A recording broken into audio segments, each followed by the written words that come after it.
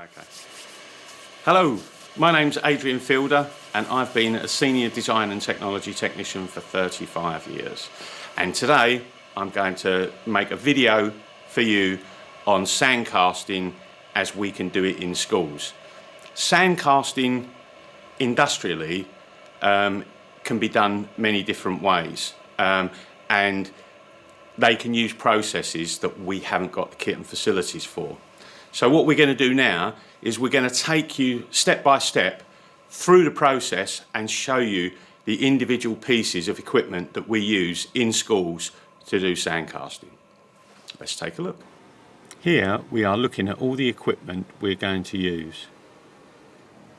Okay, so step one, I always like to wear a pair of vinyl gloves for basic hand protection to keep my hands nice and clean.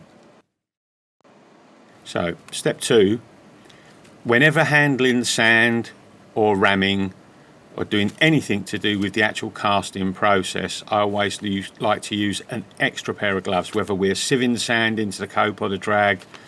Whenever handling the sand, I use a strong pair of gloves.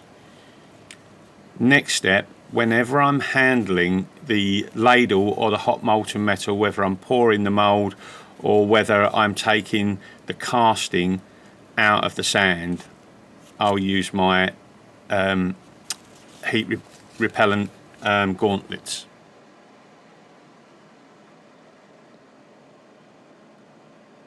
So the next step is parting powder or dust. We shake that over the mould to help it release.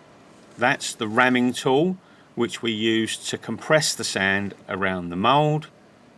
This is the striker bar which we use for levelling off the sand.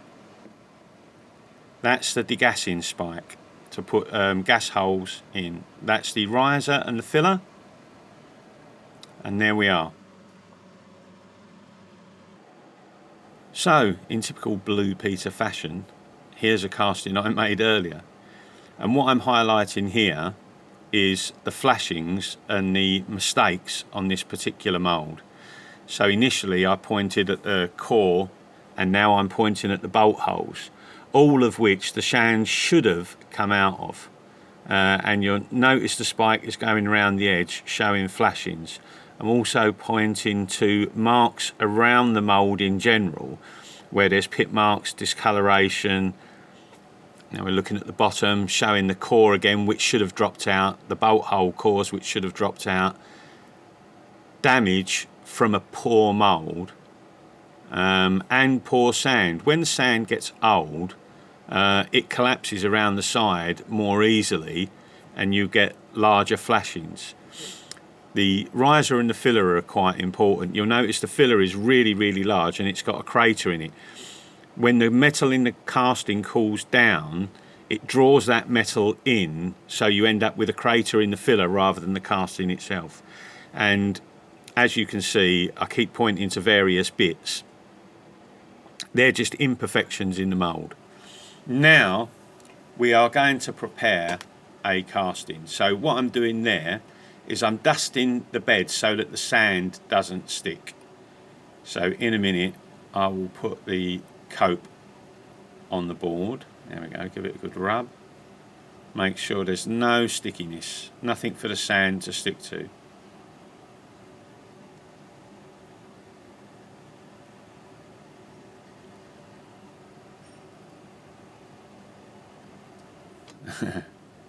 Yeah, got to keep it nice and clean.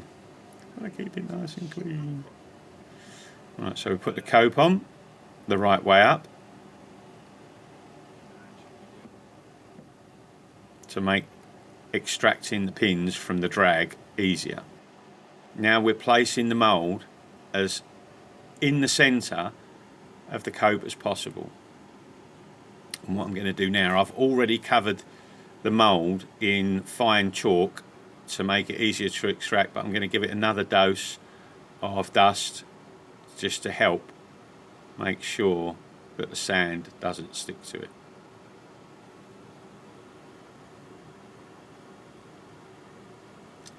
The next stage will be sieving fine sand over the mould. The reason this is important is because the sand obviously has a tendency to be lumpy, and you might get nasty bits of burnt sand in there.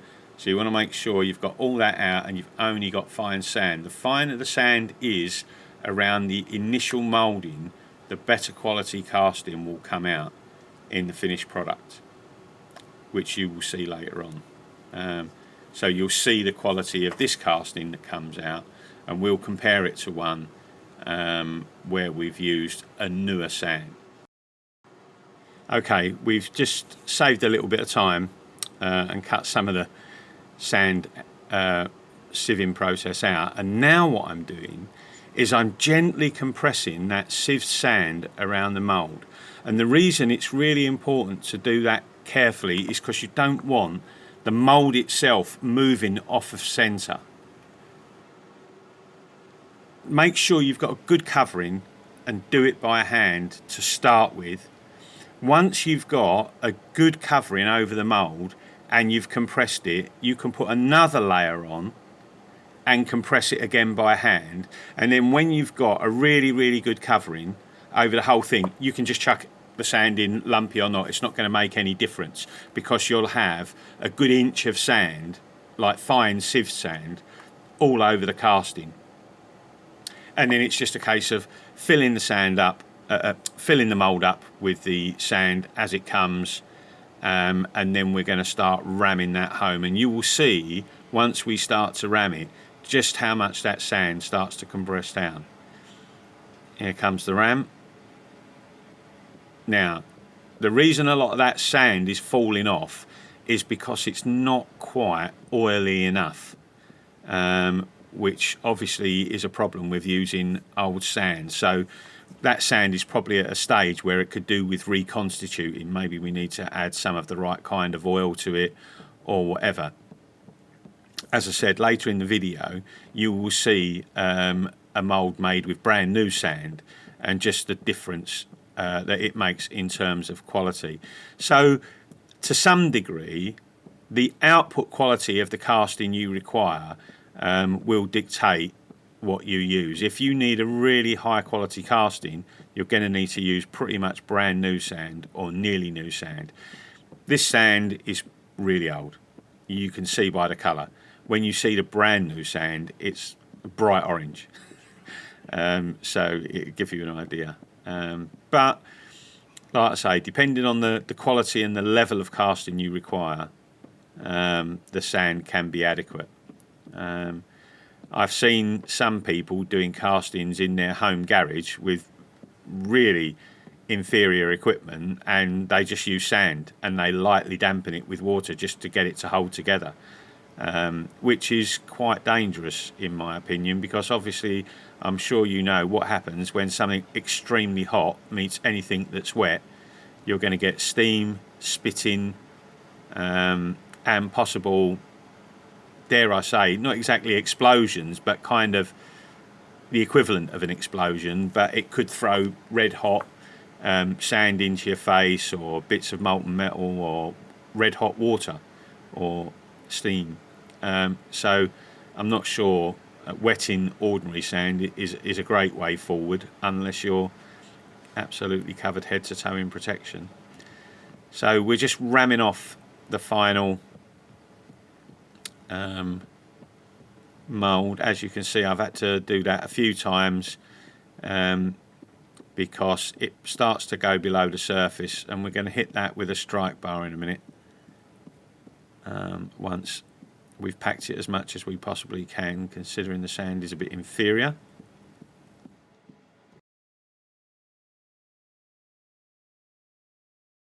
We're going to strike it with the, and you can see that's quite a firm, solid aluminium bar, and I always like to start diagonally and work my way across the corner to make sure I'm getting it flat.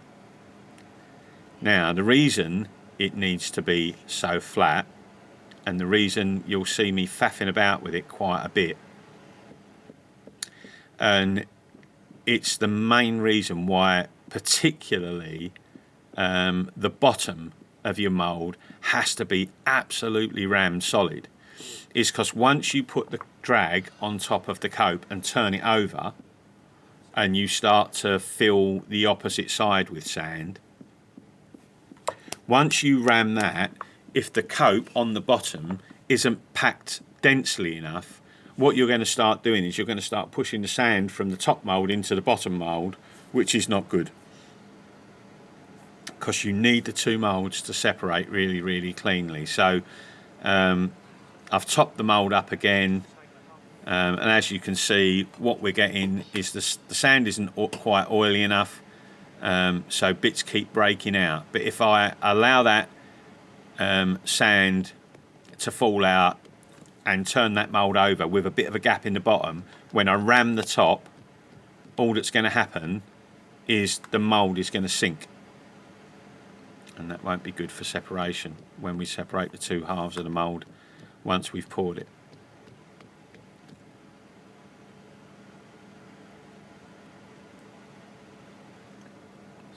So now I'm going to strike from the opposite corner and see if we can get that flat.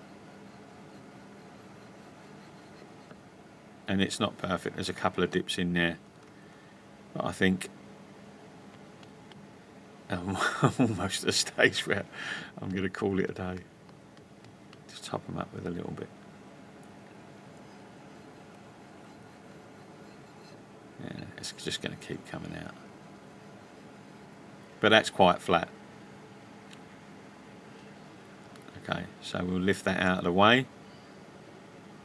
And you'll see, there we go, there's the mould. We'll sweep down the deck.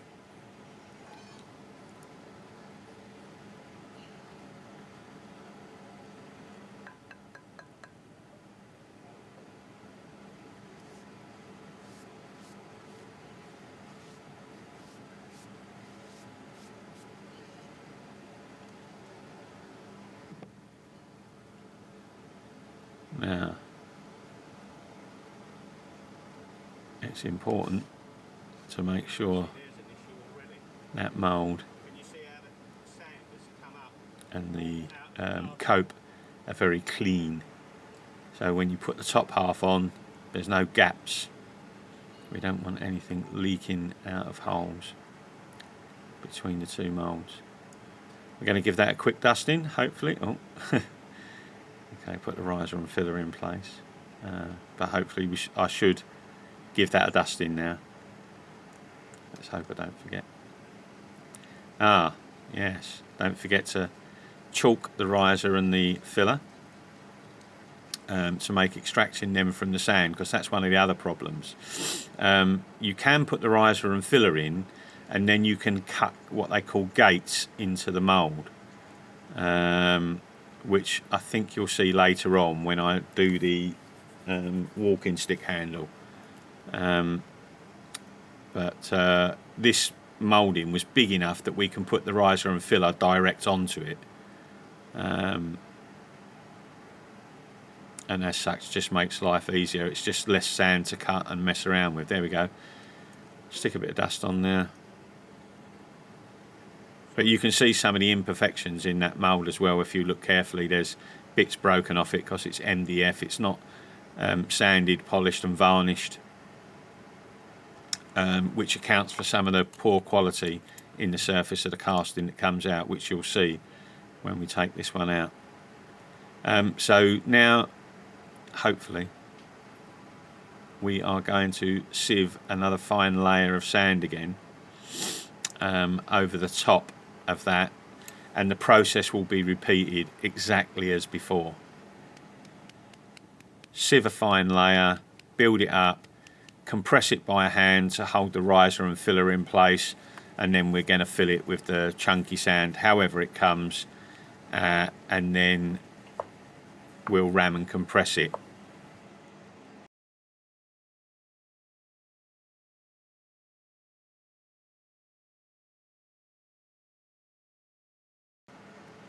Okay, so wonders of technology. We've sped it up a little bit, and now I'm at the final stage of ramming, and we're packing the material in. Now, some people will use a strike bar and try and level it off.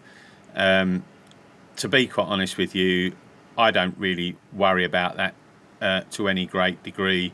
You need it rammed down, obviously, but you don't really need to level it off, because the leveling off obviously is for the bottom one, to make sure you don't compress the top into the bottom.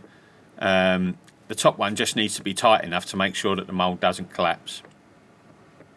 So I'll give it a good ram and pack it down, but I don't worry about leveling it off with a strike bar.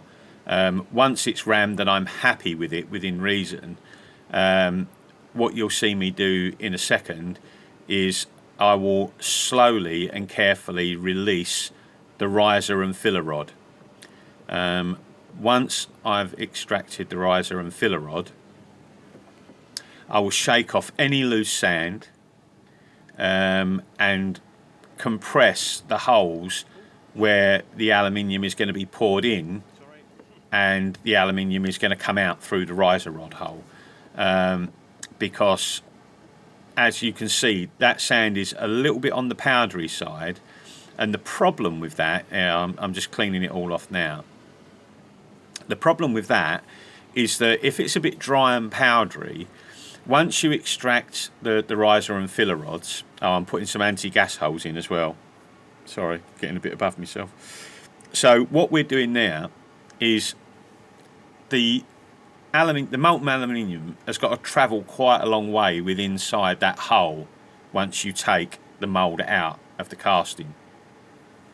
Now, if gas gets trapped in there, what it can do is it can create effectively like a bubble, which will cause a cavity in your casting. So we put some little gas release holes in critical places to make sure that no gas can get trapped. So there's nowhere where gas can get trapped enough to cause a bubble. And I think I mentioned it earlier, but you'll notice that the riser and filler are quite chunky, they're quite substantial. Well, in a bit more detail, what happens as the mould itself starts to cool down, it sucks aluminium into the mould. If your riser's too small and it can't suck enough aluminium in that's still molten fast enough, you'll get a crater in your casting. So you'll notice later on when we pour that a crater will appear in the top of the riser, and that's because molten metal has been sucked down into the casting, and instead of having a sink in the casting, the sinking happens in the riser. Now what I'm doing is I'm tapping the actual mould itself to make it easier to extract from the sand. And any second now, he says, hopefully, I will use my gas spike to extract that mould. But what we're doing basically is tapping the mould all around just to help loosen it,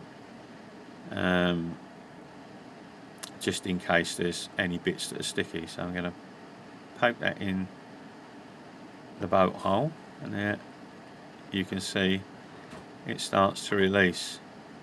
But where the sand should have dropped out of the middle and should have dropped out of the bolt holes, as you can see it didn't. That's point number one. But also you'll notice there's a black line all around the edge of the casting, and that black line is where the sand has collapsed at the very edge. And once we blow the sand out, what that's going to do is that's going to create a larger than wanted flashing all around the edge of the casting.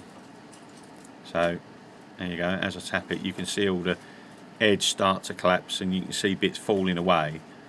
But it is a case of how many times you want to ram that casting to get it absolutely perfect.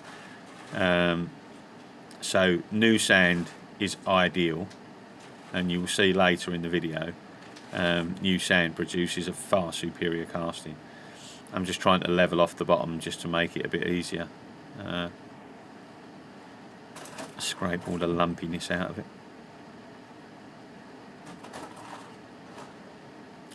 But in doing that, you can see I've also managed to put a few pit marks in the side of the mould, so any slight imperfection is going to show up massively in the finished casting. So that mould needs to be absolutely as perfect as it can be if you want a really good casting. And you will see like I say later on, the difference. So now we're going to put the drag onto the cope, and we've patted down all the filler holes and riser hole, hopefully to make sure that there's no loose sand that can fall in as we pour. And any second now, after putting on my leather gauntlets that are heat proof, I should be pouring the molten aluminium.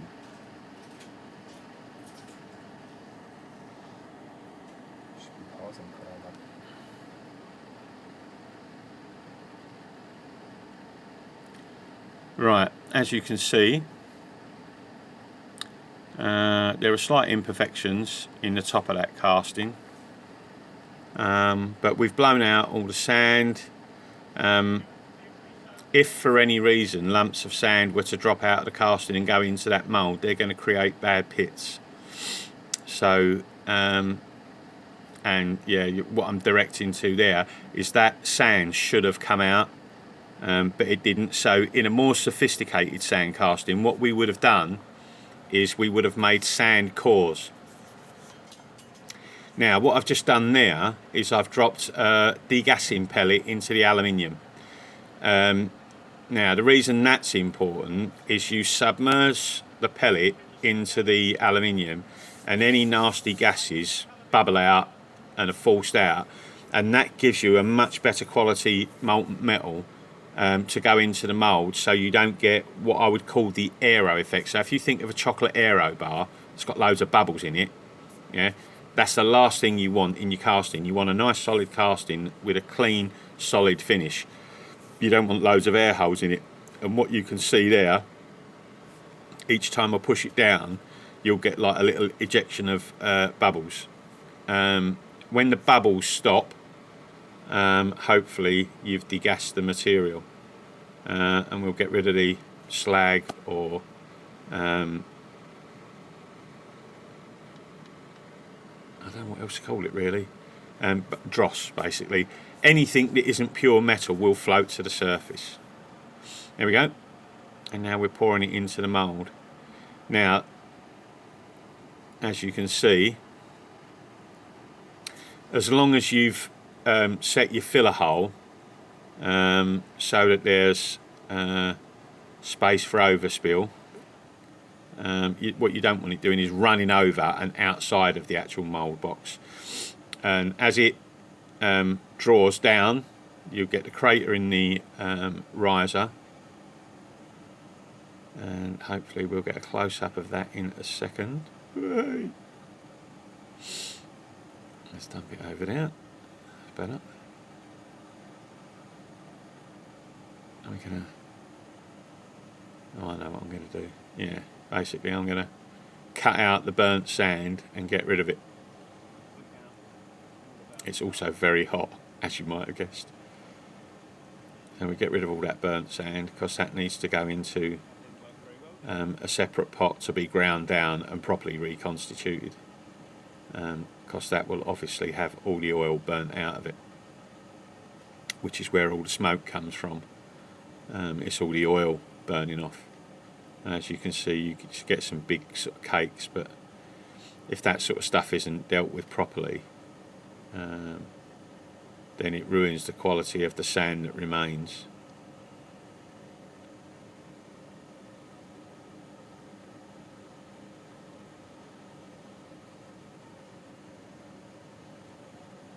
So I'm digging out all the burnt bits, and if I remember rightly, I'm about to tip it up. There we go. So that gets rid of all the actual black burnt material, and that's our aim, get rid of all the bits that are black and burnt and chuck it to one side, and then that can go back into the constitution pot, where when I've got more time I will regrind it down and add some oil to it to make it usable again. In the meantime, here's two castings, the one I did first thing and the one that I've just taken out. and you can tell the one that I've just taken out is on the right hand side, and the other one is the one that I did first thing this morning. Now if you look just from the back alone, apart from where there were obvious marks and damage to the mould, you can already see that the quality of the casting in number 2 is better than in number 1. There's not as much flashing and the surface is a lot more even, and the colour is uniform. If we turn it over, there we go. Yes. You can see lots of discoloration, lots of pitting. In the second one, I mean, apart from the centre core and the bolt holes, if you look around the edge, there's nowhere near as much flashing to get rid of. There's a few little marks and pits and things, but in the main, the quality of the casting is much better, believe it or not. But a lot of the markings and impressions that you can see are because the mould itself wasn't sanded to perfection and sealed and polished.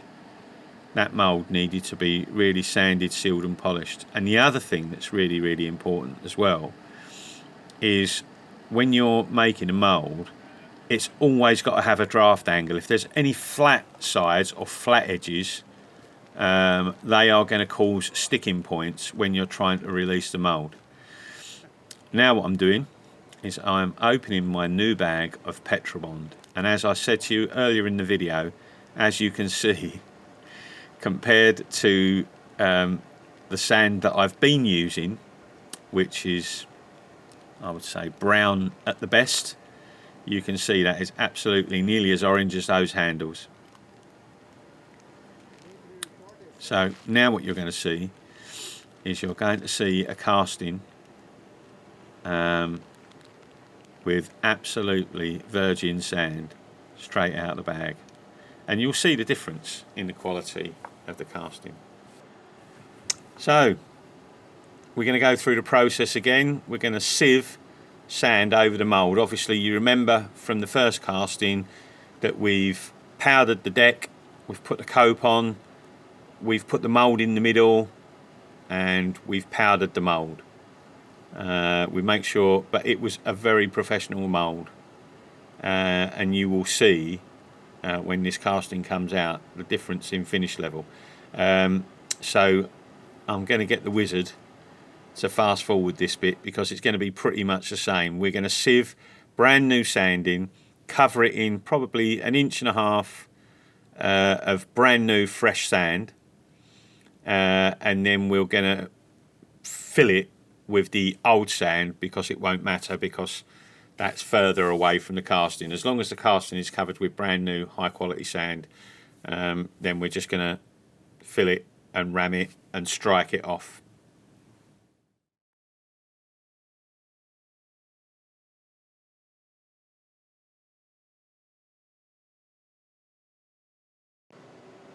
So this is where this moulding is going to differ from the previous one. It was pretty pointless showing you the whole filling up the mould process.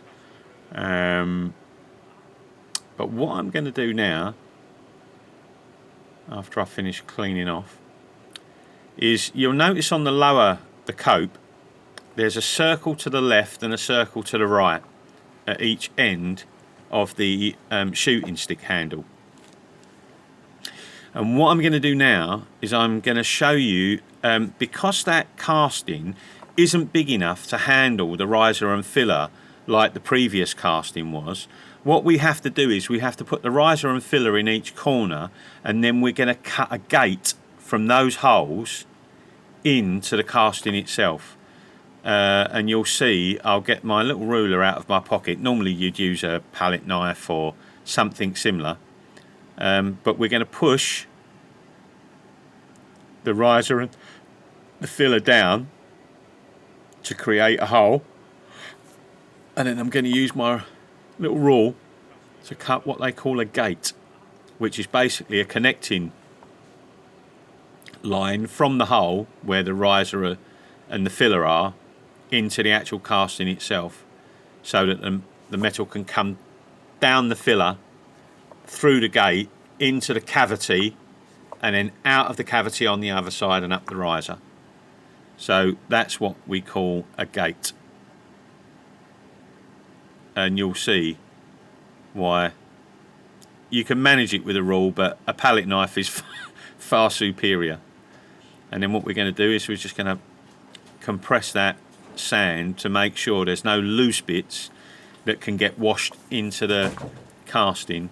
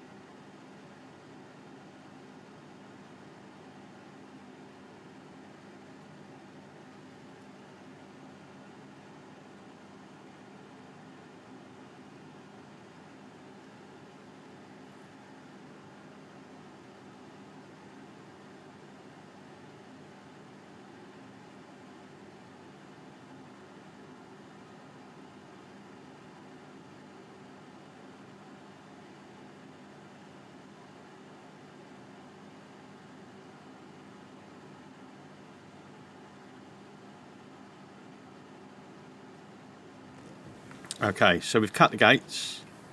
As you can see, I'm blowing away all the loose and surplus dust. We've tried to compress it, and what I'm going to do now is start tapping to remove the mould from the sand.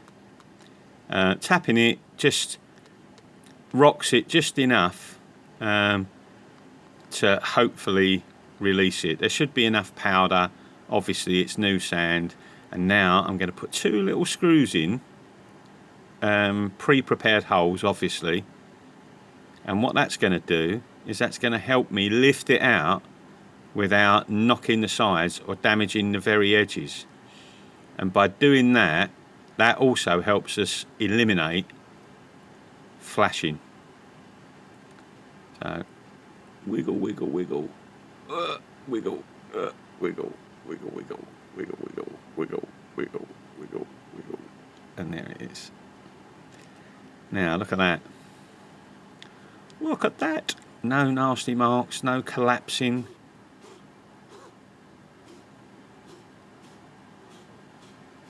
Now, if you look at that carefully, you can see every time I blow, little bits of sand fall away. Now there is a tiny, tiny little bit, if you look carefully, on the surface, but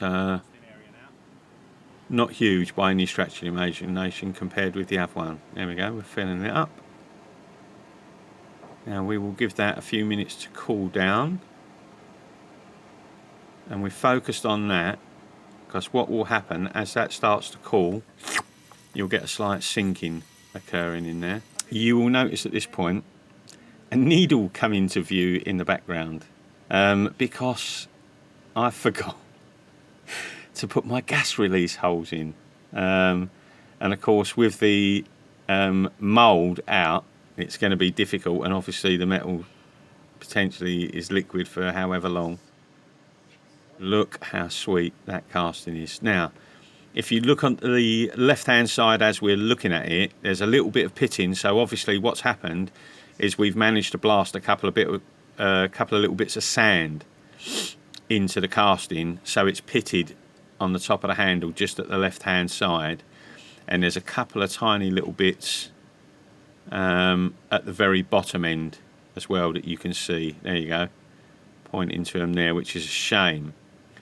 But if you look at that quality of the casting in comparison to the previous castings we were doing, you can see with new sand, degassing, good quality, you get a much look at the difference.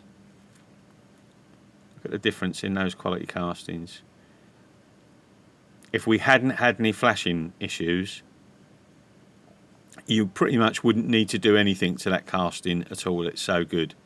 And bearing in mind, the left-hand one, the shooting stick, has darkened down because I had to cool it down in water really, really quickly so that I could continue with the video, which has taken some of the shine off it. But if we had let it cool down naturally, you'd still have a lot of shine on it. So, as I say, it's quite a fiddly business, but we can get that under the camera. You can see that if your mould is really high quality, it will produce a much higher quality casting as a result.